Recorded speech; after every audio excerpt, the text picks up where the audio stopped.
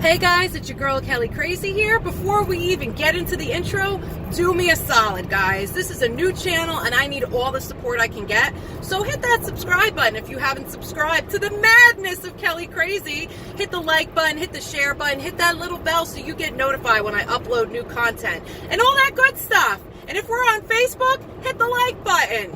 Share, all of that. Leave me a comment. Let me know that you're into this, or give me some feedback, or give me some ideas of things to talk about.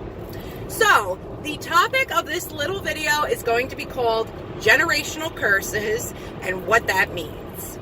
So, if you want to find out more about generational curses and what the hell I'm talking about, stay tuned for the video. Okay, guys, welcome back. So, generational curses may not be the exact term that I'm looking for. That's more of like a biblical Christian type of term, but it has nothing to do with that. It just seems fitting. I was having a conversation with a friend the other day, and she's having some relationship problems, and it occurred to me that a lot of times, like, say you're in a relationship, and you're in a relationship with somebody that is having problems loving you the way that you want them to love you. There's a couple things that you need to look at. Number one, now, if somebody has never been loved, it's really hard for them to give you love. What I mean by that is, for example, like if you're dating somebody that came from a broken home, maybe didn't have parents, or didn't have parents that were parents in the ideal way, meaning like gave them love, was supportive and had healthy, all of that type of stuff. If they were parents that also, had their own issues, sick and suffering, or maybe at work all the time, or maybe they just had issues from how they grew up and they weren't taught how to exactly love, it's hard for somebody who's never gotten it to be able to give it to others. Now, that's not an excuse, though, because a lot of us also, like I myself, I grew up in a household where we didn't say I love you.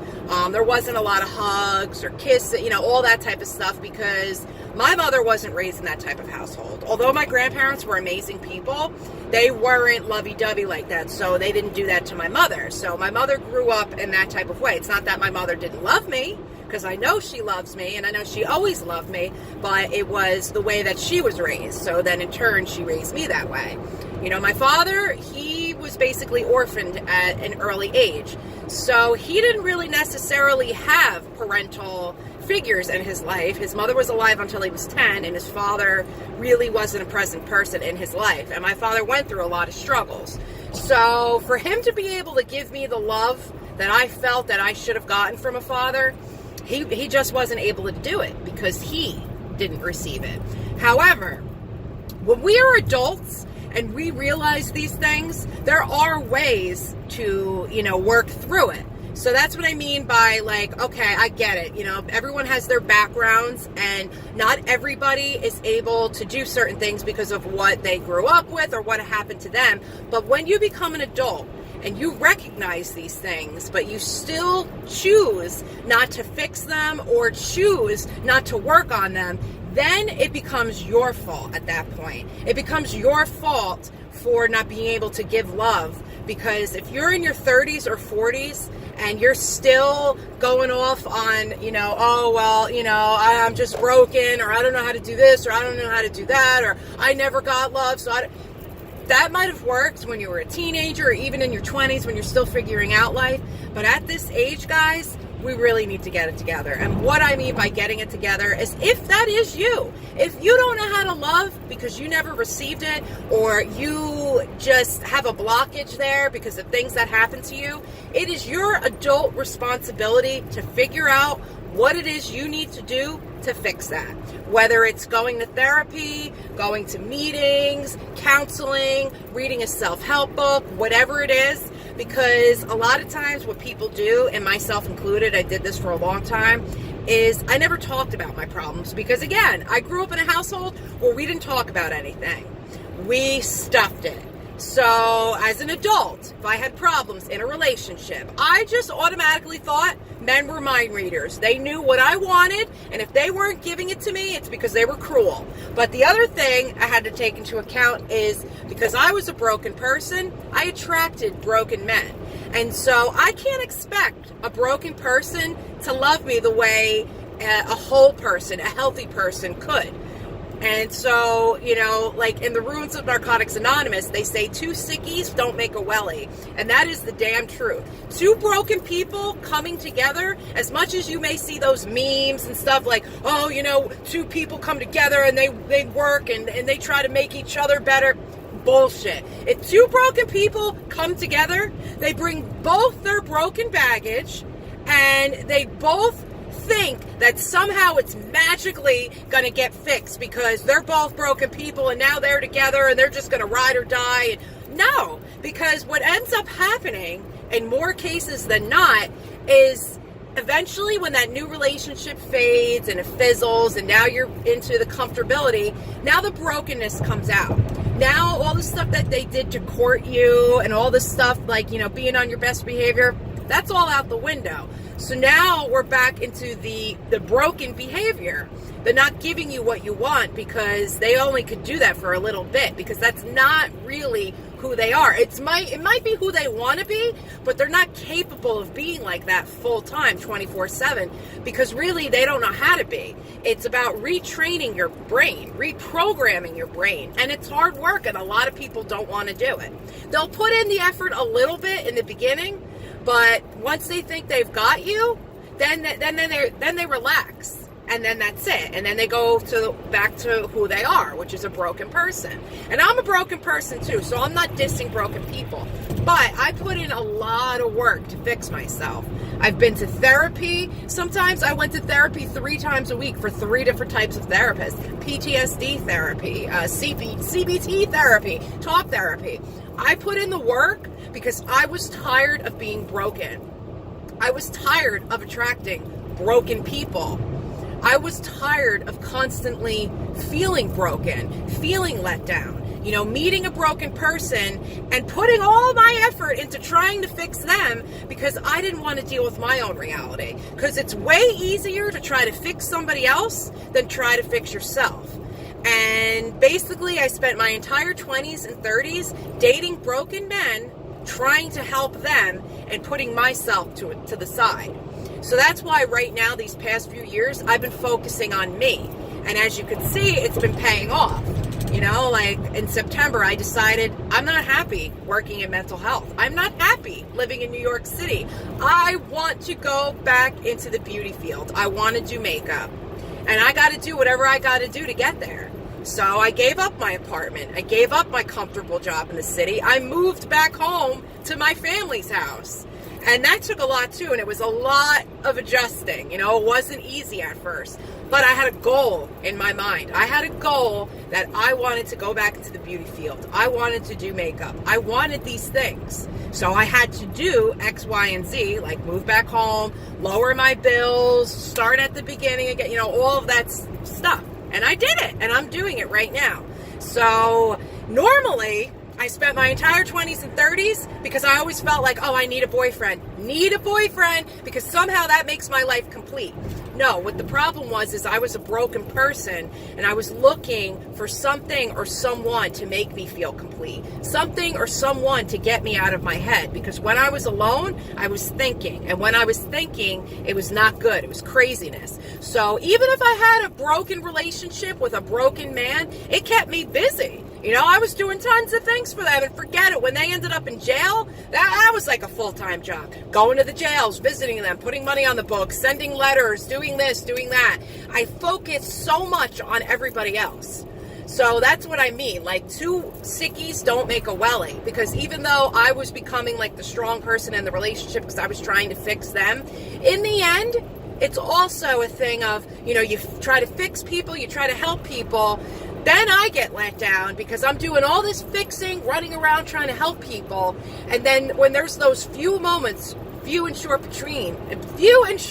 in between where I needed somebody or I expected things because I did so much for them. I expected them to, see if I was upset, ask me what's wrong, or I expected them to help me when I was down. But the thing is even though I did a lot for them, I can't expect a broken person who's stuck in their own head to step out of their own head and try to fix me. And that was the problem. I was getting let down a lot. I would do a lot for certain boyfriends, and when they couldn't even do anything for me, not even get me a birthday present or a Valentine's present, or if I'm upset and crying, not even comfort me, they couldn't do anything for me because they were broken people. And it took a long time for me to get to that point because I was treating them like they weren't broken. I had expectations out of them that I would expect from, the average guy. Like, I'd be like, oh, I can't believe this. I can't believe he wasn't there for me. I can't believe he didn't get me anything for his birthday. I can't believe he didn't do this, he didn't do that. What do you expect, girl? He's broken. He's an addict. He's using. He's doing this. You can't expect healthy behavior from broken people. And when you take on somebody that's broken and you're broken yourself, it's never a good outcome because then I was neglecting myself. And instead of putting all that effort into me, I was putting it into somebody else and somebody that wasn't putting that into themselves. So even though I'm trying to help them, in the end, they weren't working on their behaviors. In the end, they weren't working on themselves. They were looking to me to fix everything. And I'm just not that powerful. And ladies, men, if you're in that situation, you have to remember you're just not that powerful either. And at the end of the day, you can do everything for a person. And if they don't, sorry, I'm driving. If they don't try to do a little bit of work on themselves, it all goes to shit. It all burns into flames anyway. So the moral of the story with generational curses is this. If you are with somebody, or even if you have a friend, and you realize that, like maybe they didn't have the best parental examples, or they didn't have parents or whatever, okay, boom. So that explains why it's hard for them to love. So then if you're in a relationship with them, then you can figure, okay, well, they never got love. So they don't know what love looks like to give it. So then they have children. And then if you see the relationships with their children and it doesn't seem like, like a parent-child relationship and it seems like more of a friend, that's because they don't know how to give love like a parent because they never received it. But that's not to say that people that didn't get love from their parents or didn't have parents can't be good parents.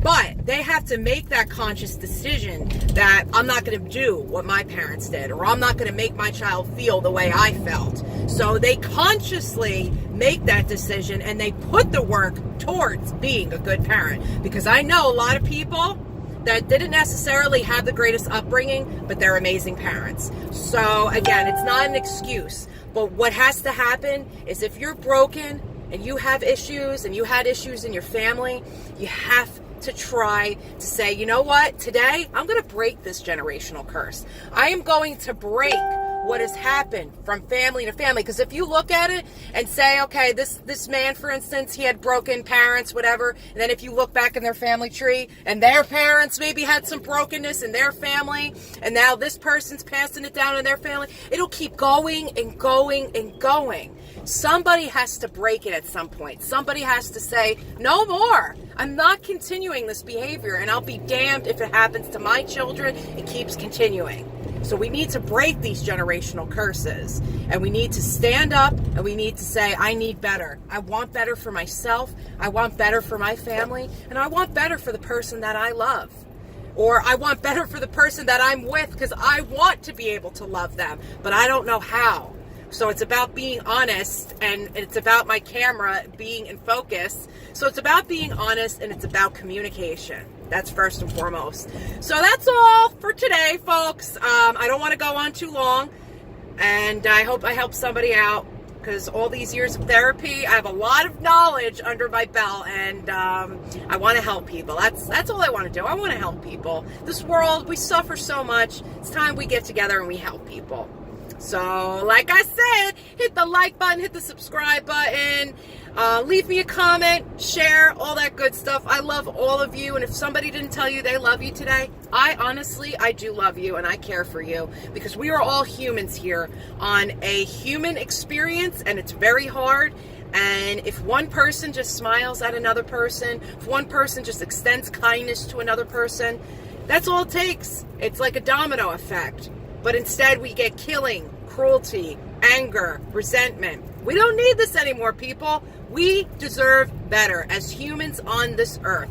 So do it to the next person. Smile at a complete stranger today. Tell somebody you love them. Call a friend you haven't spoken to in a while just to see how are you. Not for anything, not to ask them for anything. Just to talk. Just to say, I want to know how you're doing. And I promise you, you will put a smile on that person's face. Have a great day, everybody.